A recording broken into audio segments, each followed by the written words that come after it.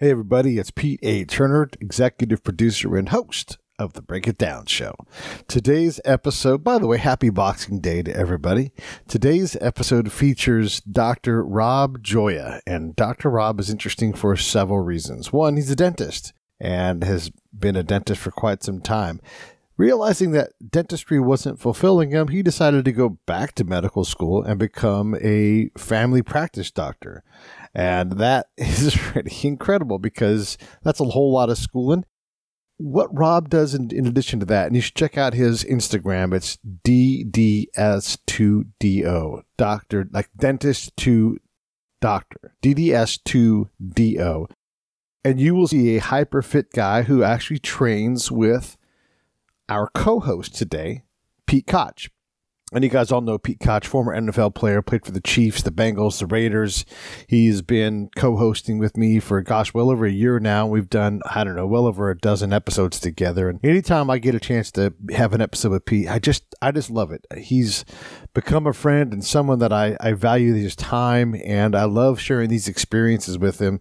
And since we're in the post-holiday season, we've feasted a couple of times with Thanksgiving and Hanukkah and Christmas and all of that. It seemed like it was time to kind of recenter our brains on fitness and health and what we can do, and if we ask Pete, when should I start working out? He's like, best answer was 20 years ago.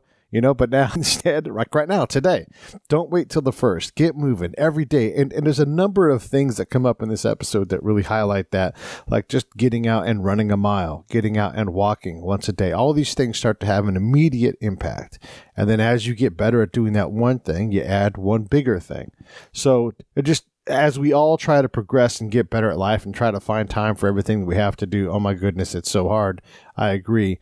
Maybe this will provide you with some new inspiration and some new vim and vigor. It's the end of the year. People are doing their end of the year giving. It is the week of the year when the most people do their most giving. That's what the stats say. So I am asking you, please consider Save the Brave, savethebrave.org. All you got to do is go to the donate tab and do what you know how to do. It's a really big help. We are going to put this money to work. You've heard me talking about it. You know what I do. You know what Scott does and Nick Velez and all of the folks over there at Save the Brave. We're really honored if you consider us. If you're not sure what to do and you want to give to somebody else, may I recommend Charity on Top? Charity on Top is a way to give charity as a gift to someone else. And we do a lot of episodes with them. You can look up Kathy and Marshall. You will find their episodes. We have one coming up. But by just simply going to CharityOnTop.org, you can send someone a gift card full of charity dollars that they can then redeem. And all of a sudden, presto changeo, that charity gets a little bit of money that they never expected to come from it. And your friend gets to do something that they love to do. So Charity on Top. Hey, listen, I love you guys. The shirts are out. Make sure you get them. That sale will close in about a week. Get yourself a couple of Break It Down Show shirts or hoodies. I'm going to get some stickers and hats made in January. So hang in there for that as well. As always, love you guys. Take care. Have a great new year and happy Kwanzaa. It starts today. Here's Rob Gioia. Lions Rock Productions. This is Jay Moore. This is Greg Proops. This is Jordan Harbinger. This is Dexter from The Offspring. This is Nathan This is East. Sebastian Younger. This is Rick Marotta. This is Stuart Copeland. This is Mick Gillette. This is Andy Summers. Hey, this is Skunk Baxter. This is Gabby Reese. This is Rob Bell. Hey, this is John Leon Guerrero. Hey, and this is Pete A. Turner. This is Rob Gioia, and you're listening to the Break It Down Show. And now, the Break It Down Show with John Leon Guerrero and Pete A. Turner. Yeah, the Pete's coming at you. Pete and Pete. Pete Koch said to Pete Turner, that's me, he said, hey, we got to get my buddy Dr. Rob on this show. He's one of my clients, and he is a monster. You guys should check him out, DDS2Do on Instagram, and you'll see why Dr. Rob barely ever wears a shirt. He is in super shape. I'm going to kick it over to Pete Koch and let him go from there. Fortuitously, I met Dr. Rob Gioia. He reached out to me for some assistance with my online personal training. And, I think we struck up a friendship over the last year and a half. And he is such a remarkable man that I thought he would be a great guest. It's been my pleasure to get to know him, and just to brag on him just a little bit. And just to repeat how you find him on Instagram, it's DDS, the numeral 2, and then DO. And that's dentist to doctor, right? So in his case, a family medicine doctor. So that's his handle, which is clever. It speaks to exactly what he is. Rob Gioia is a dentist and was a practicing dentist for a long, long time. And then decided he wanted to be a doctor, went back to school, and he's a family medicine doctor. And he's also incredibly fit and absolutely, and I've been telling him this, that I think that he ought to, and I know he's trying to, sort of trying to, I want to unpack this, but he's a fitness leader. He's a fitness and health and wellness leader, which we could certainly use more of on the family doctor side of things. So thank you for taking your time, Rob. How are you? Oh, good. Thanks, Pete. And I just want to kind of follow in your footsteps and say, I did meet Pete Koch through email, and I reached out to him for some personal training, and I had used a couple other people, but Pete's the only one who really listened to me and was able to come up with efficient workouts that were not hours in the gym, and I was able to get results with probably less training than I normally had done with other people. So I appreciated that, as I was a resident at the time. So I was working like 60 to 80 hours a week. And so I continued to use Pete every now and then. I appreciate that. I really do. And it's given us a chance to get to know each other over the phone. We've never met in person, but I'd like to just kind of do a quick, but an overview so folks can know this whole thing started for you in Canada, right? You're Canadian. And just tell me a little bit about two things. Because here's what I just quickly unpack, or don't be so quickly, because I find it quite interesting. Because in this world, more times than not, somebody's either more of a jock or they're more of a scientist. And the two don't really cross paths very often. But you were a kid, I think, interested in sports, and I think at some level in athletics, but also tell me about, I suppose at some point you were bitten by like the chemistry bug, right? And how did those formative years, like through high school, how did that work out for you? Yeah, I think so. I was always a short kid. So eighth grade, like 13, I was 4'7", maybe 90 pounds. Wow. And I'm from Sault Ste. Marie, Ontario. So it's a big hockey city. And, my dad didn't want me to play hockey because I was so small and thought I'd get hurt. So I was a gymnast for about 7 years. And that's how I got interested in basically strength training and like fitness. But I was always pretty good in school. So I enjoyed science and stuff like that. So I never really thought of doing anything other than the medical profession. Hey, this is Pete A. Turner from the Break It Down Show, checking in real quick to ask you this. John, Scott, and I all support Save the Brave with our time, our location, our effort, and our money. Each month we give a small amount. Do the same with us. Go to SaveTheBrave.org, click on the Donate tab, pick an amount that you want to come out each month, and they will handle all the rest. I stand behind these folks. Thank you so much. Let's get back to the show. I never really thought of doing anything other than the medical profession. So for dentistry, I thought would be a better fit for me. But after 10 years of doing that, I felt like I could help people with their health better through family medicine. And I could use my, love for fitness and weight training and nutrition better with a medicine background. So did you go to undergrad in Canada? Yeah, I did my undergraduate in London, Ontario, called Western University now. And was there for about 4 years. And then I moved to Milwaukee to do their dental program at Marquette. And then I ended up at Michigan State for medical school. Got it. And where were you that decade where you were simply practicing dentistry? Where was that? Where were you? Yeah, I was split at a few places. I did a year in Milwaukee, and then I moved back to Canada, Sault Ste. Marie, for about 8 years, and then back to London, Ontario for, I guess, the final year when I knew I was going to go back to medical school. So I had sold my practice and just worked for somebody temporarily in London. And what was required of you to get into medical? I mean, you had to get into medical school. Just because you have a dental degree doesn't mean they're just going to let you into their school, right? So did you go and study for the MCATs and do that the normal route? You're exactly right, Pete. I had to do the MCAT. I didn't have to take any of the prerequisite courses because I had them all from dental school, but I still had to do the MCAT. And that was actually a pretty big barrier because I was out of school for 15 years already. So I had a pretty average score, but Michigan State, I went to their osteopathic medicine program. So they kind of saw the big picture of who I was and, gave me a chance. So yeah. So that was it. That's all you needed was one medical school to say, come on, right? And you were on your way. Yep.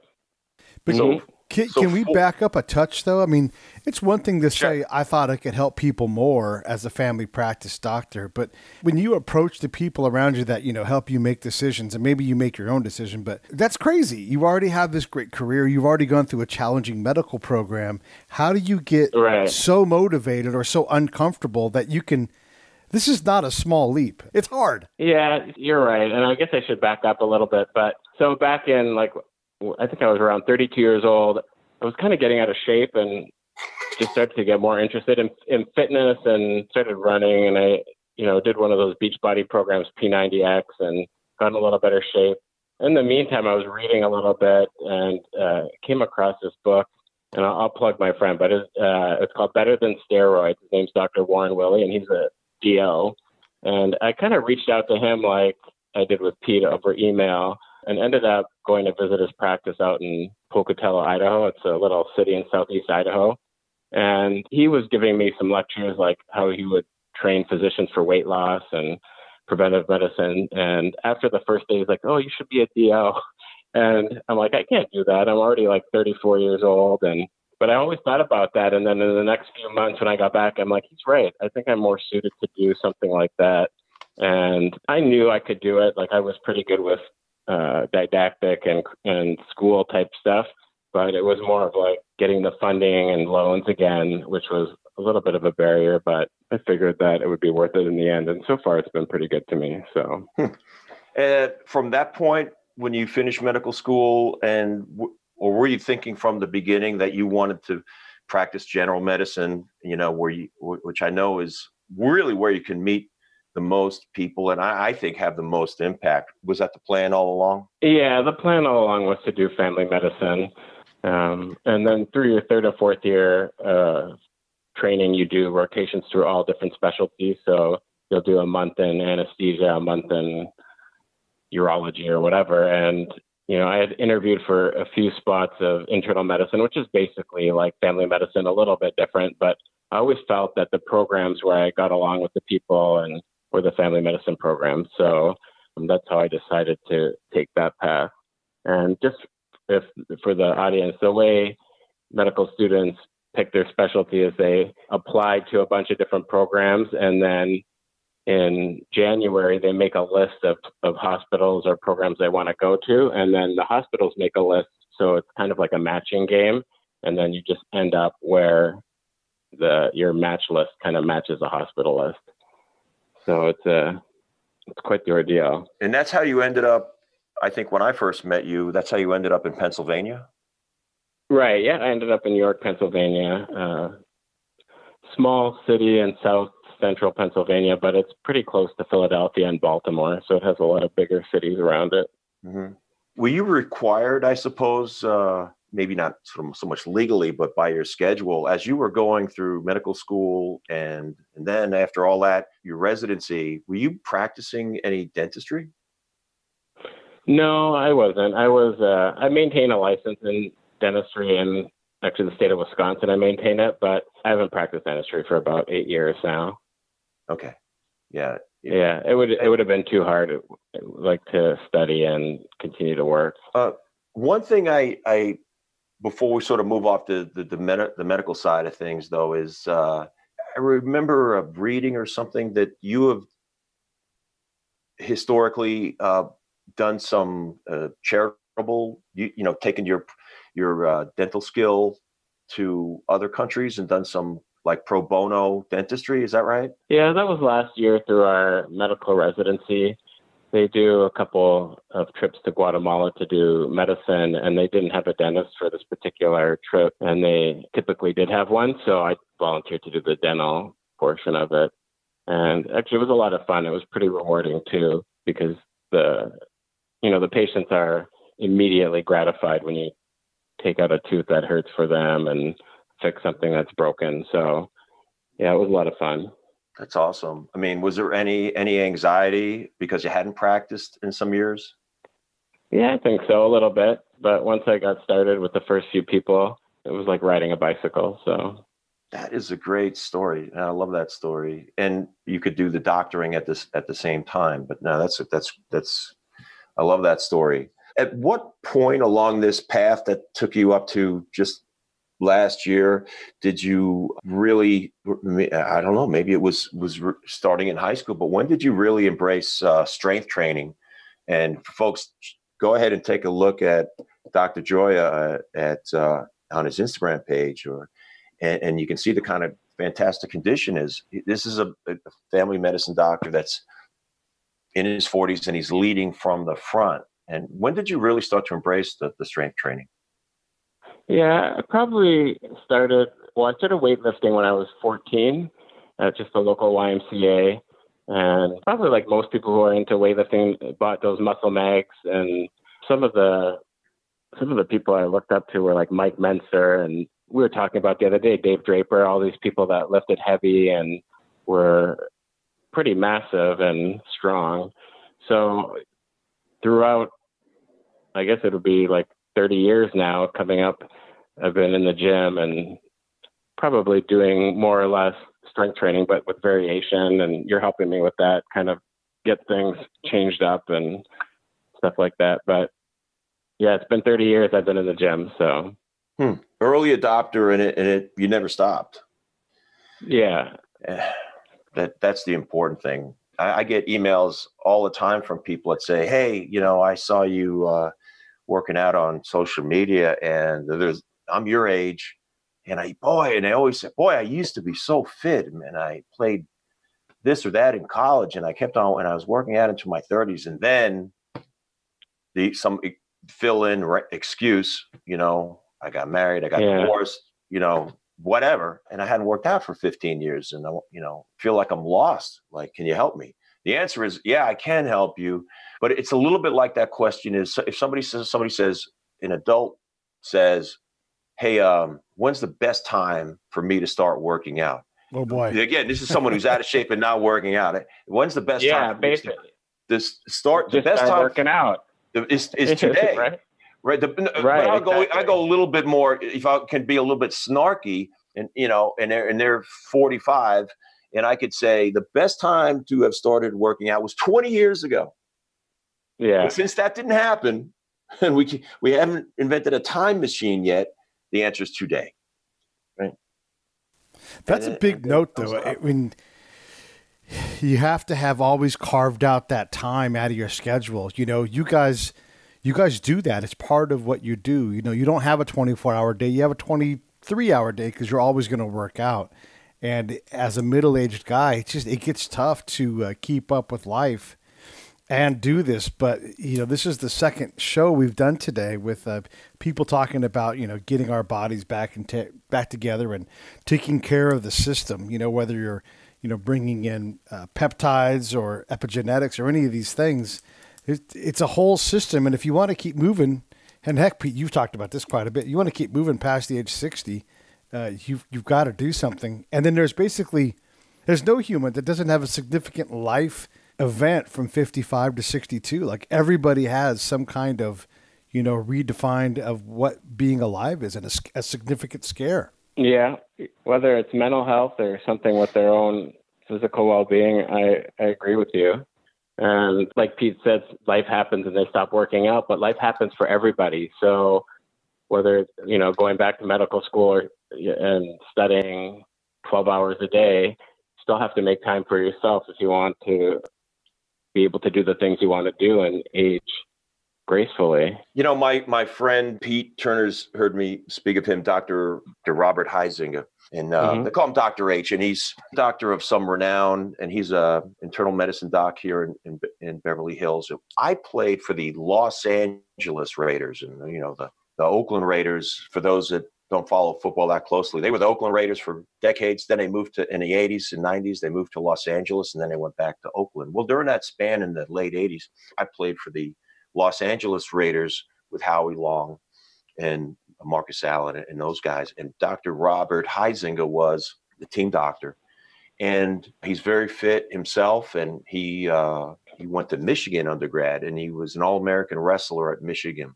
And he continues to be very, very fit. He's in his 60s now. And one of the things that I've learned from him, I've learned a great deal about physical fitness and weight loss and managing these things. And he says that he can't explain it, but he feels like when he works out for an hour, he gets an extra hour of productivity out of his day. Does the math add up? Not exactly.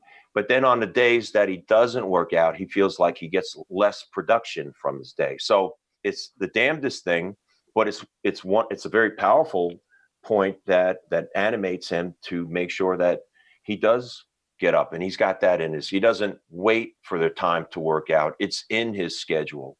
I could tell you, because I've worked out with him and I know him so well, I could tell you his schedule and tell you when he works out, but it doesn't matter. How he makes it work in his life doesn't matter. In the time of day that I work out, it might be of some interest to people, but the fact is you have to make it work for yourself.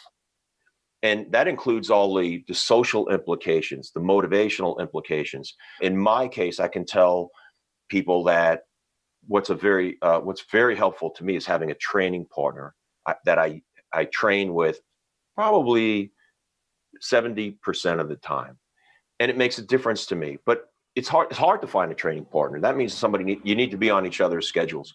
But again, not to take it such a deep dive into the social part of it, but figure out what works for you. That includes what type of gym you like, what type of exercise you like, but find something that resonates with you, makes you feel good, and go ahead, put it in your schedule, and now you're on your way. And if you're a little bit lucky, you'll be like Dr. Huizinga, who says, this makes me feel like it literally makes me more productive. Does that resonate with you, Doc?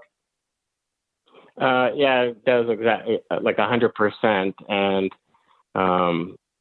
even working out through medical school, I would find, and I was driving 20 minutes to the gym because I lived in Detroit and there was no real gyms in that area. And I would drive to like a suburb, 20 minutes. So even 20 minutes there, 40 minutes at the gym, 20 minutes back, kind of losing an hour and 20 minutes in travel and stuff. But way I could focus and study when I got back was, much better than if I would have just stayed at home and did whatever. So I agree 100%. And I can't remember the name of the book right now, but there is a book where there was a school teacher that had his kids run I think it was a mile in the morning before class, and found that they had better school performance and stuff like that. So there's for sure. There's a lot of, in fact, I have that book. I just can't walk away. I know, I can't remember it. And the doctor that wrote that did a lot of research on the reaction it's sort of not only a chemical, but there's also sort of a gene switching reaction in the brain that's in kids especially, but grown-ups too, that's caused by exercise. I'm a CrossFit coach, and I used to own a CrossFit gym, and however you feel about CrossFit, one of the very smart things that Greg Glassman, the founder of CrossFit, did was he became an early adopter to how important exercise was with kids. And he was getting in lockstep with the scientists that were showing through studies that kids who exercised, it had a powerful physiological influence on their brains, and it made them study better. So there's a program within CrossFit, a sub-program that some of the CrossFit gyms, not all, offer, and it's called CrossFit Kids. And these are specially certified CrossFit coaches that teach, and many of these schools, I will tell you that they not only teach kids how to exercise safely. And for example, if they're real young kids, like 5, 6, 7, the class might be only 20 minutes. It's just so you know, they're not putting adult CrossFit workouts onto kids. It's not that at all. It's very carefully sort of modified according to their age and ability. There's actually some CrossFit gyms out there that have a study hall attached to it, where kids can exercise. Oh, yeah. Come there after school, get exercise, and then stay.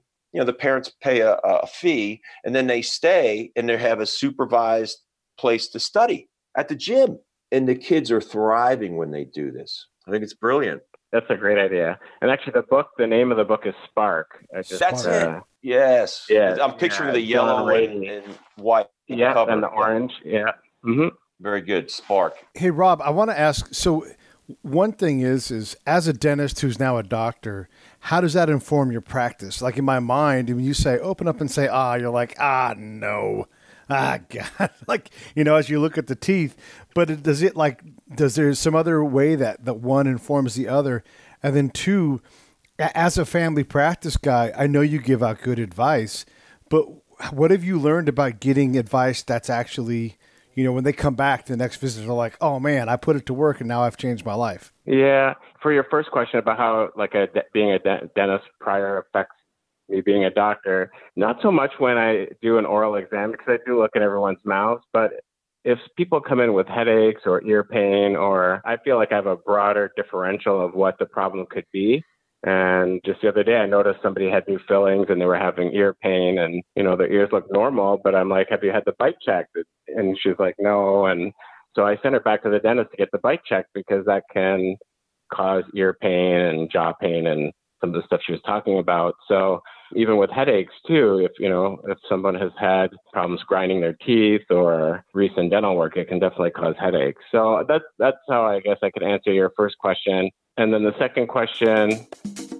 Hey, this is Pete A. Turner from Lions Rock Productions. We create podcasts around here. And if you, your brand, or your company want to figure out how to do a podcast, just talk to me. I'll give you the advice on the right gear, the best plan, and show you how to take a podcast that makes sense for you, that's sustainable, that's scalable, and fun. Hit me up at pete@breakitdownshow.com. Let me help. I want to hear about it. And then the second question, unfortunately, given our time constraints, that part of my process is probably minimal, but I do ask patients what they think they can do to change their life, or what they think they can do for exercise in terms of goal setting, especially patients with diabetes or wanting to lose weight. That's a huge component of their transformation to getting healthier.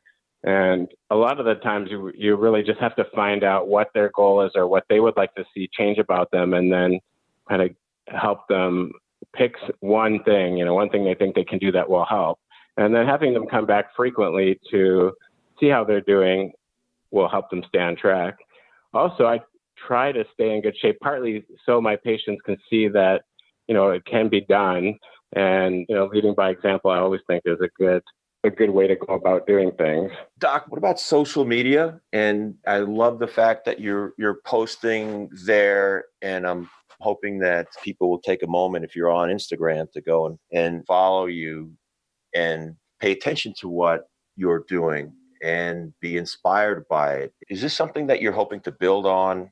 It feels like, and I've said this to you, that there's a place for you absolutely where you can be a leader, that rare individual that's a doctor that can take care of you, but the incredible power of the medicine of exercise and proper nutrition is something that you want to physically show people the result of it and the work you put in on your own body. Is this something you're looking to sort of increase your platform? Yeah, absolutely. And I think, social media nowadays has opened the doors to meeting so many new people. I mean, that's how I met you. I think I saw a couple of your Making You Better 30 Seconds at a Time videos and Breaking It Down with Pete Koch. And that's how I ended up kind of not really meeting you, but knowing what you were about before I emailed you. So if I could do that with Instagram, that's great. And, I truly believe that exercise is the best medicine. It's the most cost-effective medicine.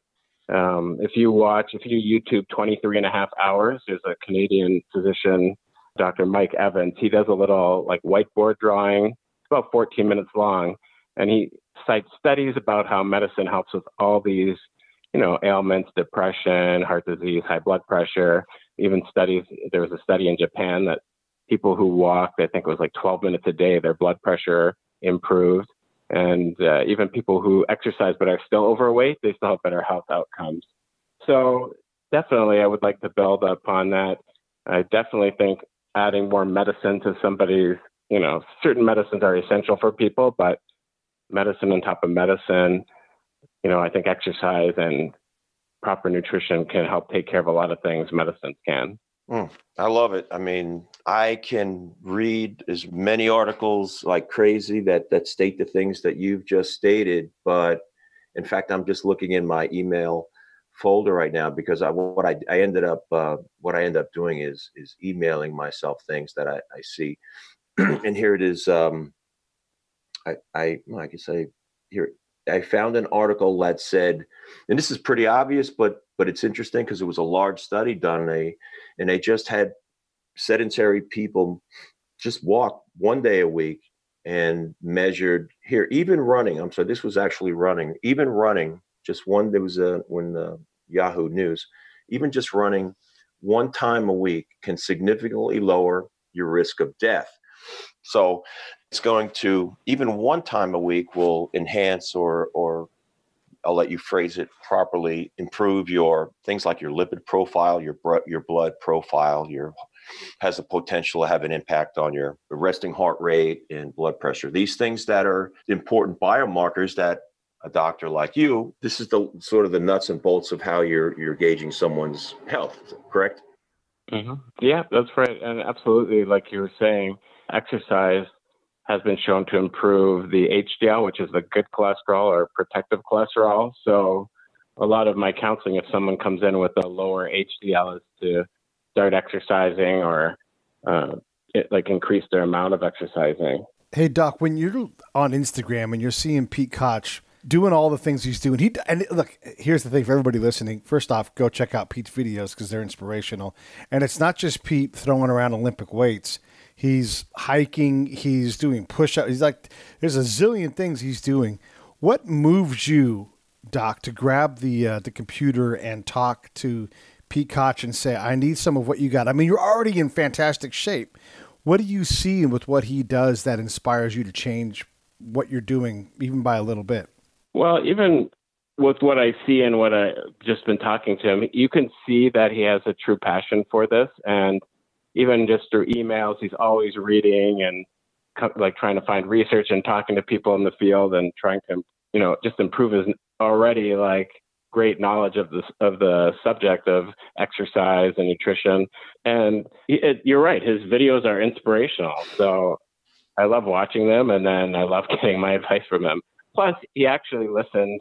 If you send him an email and tell him I only have a half an hour a day in the gym and it's all I can do, he just sent me a new workout plan, and I did try 2 of them. I'm going to start next week to do it, but I finished in a half an hour exactly, and I felt great. So, I think he really listens to you and he knows what he's talking about. Well, I appreciate that. I've learned the hard way because I've been at this a long time that it's simple to write a program that's got bunches of fancy, sexy exercises using medicine balls and jump ropes and dumbbells and bands and all this great, sexy stuff that we see on fitness experts using or alleged experts using on social media. But to organize it in such a way and condense it so that a real working person with a real job can get that done in a time frame that in your case, you quoted to me as being 30 minutes. That's a little bit of a trick. So I appreciate you pointing that out to me because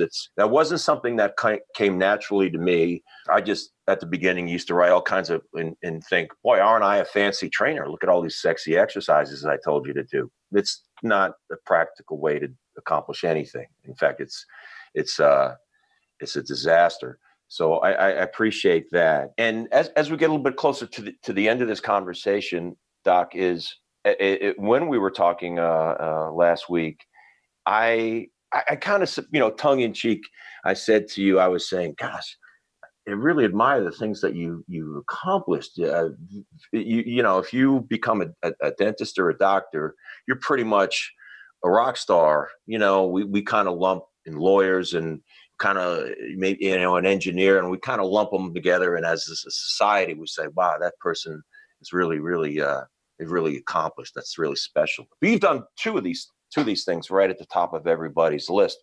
And I was kind of teasing you, and I said, "Well, what's next? Come on, What's next? Yeah. And you said, well, I'm just in this, I work at this one hospital and I'm I got to deal with them and I love it, but we're committed to each other for, I don't know, maybe I think it's 2 years, whatever it was that you said. And then, but I'm already thinking about it. And I was like, whoa, hold it a second. But I didn't seize it. But you were like, you're already thinking what's next. And I don't know how, I don't want to get too, deep into your personal business, because I was saying this to Pete Turner before you got on and joined us in the conversation. And I said, who the hell knows with this guy? He might decide he wants to be an architect and go back to school and design hospitals. I mean, I don't know but I'll ask you, well, what are you thinking? What would you like to share? I'm not going to go back to school to be an architect or anything else for that matter, but I do. All right. But I really like where I'm working right now. I like the office I'm based out of, but I still want to expand my knowledge more on the strength training. There's the CS certification, which I'll do probably in the next 6 months or so. Yeah, I've got that. And then just, focus more on kind of the same things you're focusing on, health and through exercise and nutrition. There's other courses like through A4M, and it's called functional medicine, and that's basically more along the lines. And some of your other, physician friends that you talk to have had that training, and more on like health optimization rather than, we see a lot of times in the U.S. it's kind of reactive medicine. When somebody's sick, you have to, you're trying to help them get better, whereas, this functional medicine is more preventing the illness in the first place. So I think that's the direction I'd like to take my practice and knowledge base towards. That makes perfect sense to me. And I'll add this in case you didn't know, but the NSCA, there's a lot of acronyms for folks that don't know, but the National Strength and Conditioning Association, their highest credential is called the CSCS, which is a Certified Strength and Conditioning Specialist. I am certified through them. If you're ever watching an NFL game or Major League Baseball, they all have strength coaches, as you could imagine. And they're all basically CSCS because that's the highest credential. And that might be good, but I'll mention this to you. I don't know if you knew this, but I'm also a CrossFit Level 1 coach. And the CrossFit program a few years ago introduced a program where you could be certified to become a Level 1 coach, but it's got a special educational protocol, and it's like an exclusive club. Only medical doctors, MDs and DOs, are allowed to go through this program, and it's a special bit of education and certification and the idea was, and I could direct you to a podcast where Greg Glassman talks to a world-class, there's this woman, I'm blanking on her name, was Julie Fouché. Just a quick little history in CrossFit. Julie Fouché was probably a little bit off her game right now, but 8 years ago, she was the number two in the world, the number 2 CrossFitter in the world. In other words, the second fittest. She came in second at the CrossFit Games. Wow. And she was in medical school when she competed in the games. And the training is unbelievable. And she was in medical school. Well, since then, she's graduated and she's a family medicine doctor now. And she's like in her early 30s. She's in Ohio. And Julie Fouché also has a podcast. And recently I was listening to her, and she was interviewing Greg Glassman, and they were unpacking a little bit of this special CrossFit Level 1 coaching certification expressly and exclusively for medical doctors. So you might be interested in checking that out. Yeah, definitely. Yeah. And just to further kind of expand upon that, last weekend I was just in Lancaster, Pennsylvania for a family medicine kind of like education series. And they had Introduction to CrossFit as part of one of their seminars in the morning. So I think it's starting to catch on as being, well, definitely a medical exercise is medicine. So yep. I've done CrossFit a little bit. I think it's a great way I'm all about efficiency in the gym. So it's a good way to get an efficient workout and then move on with the rest of your life. So good. Well, I like the way you're thinking into, just to pile on some more education, but of all the major certifying bodies on that educate fitness pros like me, out of all of them, this is And CrossFit's a little bit, I understand, on the sort of on the outside looking in compared to some of these bigger educational companies, because CrossFit because there are something like 16,000 CrossFit gyms, and because people look at them like, it looks a little weird and a little dangerous. But the fact is, as far as I know, they're the only certifying and education company that's embraced the idea of certifying people in the medical community specifically at their level of education. I think it's brilliant, because I've been blessed to have my doctor being Rob Gioia. I live here in Los Angeles, so he's always been my doctor, and he's a friend. But I'm very fortunate to have a doctor that is leading from the front. And if he ever had a problem, Rob, I want you to be my doctor, because when that, I don't even know how many people exactly understand the magnitude. This is my judgment, the magnitude of a medical doctor who is coupled that with the discipline and know-how to create an outstanding level of physical fitness within their own organism, their own self. And that's an impressive thing. And that's an elite club, and you're in it. And that's a powerful signal that you send out to the entire world. Yeah. And Rob, let me say to you too, that as we're lauding you with all of these things, I mean, you're an inspiration too. I mean, obviously Pete works hard at getting folks to get up and get moving, but so do you. And all of us out here who aren't doing it, and most of us aren't, we need folks like you guys to encourage us that, hey, now is the time to start. Walking once a week is a certainly an attainable goal, and you build from there. I mean, it's one thing to look at, either of you guys with your shirts off and go, God damn, I'll never get there. But that isn't the point. The point is the journey, building that discipline, getting in the gym every day, eating better, doing whatever you can to take care of your organism. It all starts with the beginning and some stick-to-itiveness, and we'll all find our own level of fitness and health. And heck, I'm doing my best to do it through swimming and trying to eat better, but I get it. It's a slog. It's hard, but guys like you are the ones that make it possible. And I just, from all of us out here, I appreciate you doing what you do to keep us online. Heck, the both of you. I appreciate both of you guys. Appreciate you, Pete Turner. Yeah, and thanks. And you said it right, exactly. Like, you just need to do what's good for you. Do your best at trying to move every day and eat a little better. And once you start seeing some results, it'll just build upon itself, and you'll get into a routine that works for you. I like it. No, I mean, I was just going to say, Doc, I think that was just like a perfect way to wrap up an hour. That's been really a pleasure for me to unpack some of these questions that I've had since I've known you, and to have, kind of have people put a voice behind the man, that I wish that they would look for you on Instagram at DDS2DO, dentist to doctor. So great. Or just find Rob Gioia, Gioia, Rob Gioia on LinkedIn, and just become a part of your family and spread the word. I believe it was Stephen Covey, one of those money manager guys that went to Harvard. Who am I trying to think of? And several years ago, it was the bald-headed guy went to Peter, or maybe it was Peter Drucker, one of those guys. And he said, the three most important people an adult is going to take through their lives. I mean, if you want to live a real grown-up life, the three most important people are a medical doctor, an accountant / wealth management person, and a mechanic, an auto mechanic. The third one is the one that makes you smile and you go, oh yeah, boy, I wish I knew a really good mechanic instead of, God, how much did I just pay for that, that gas filter, whatever.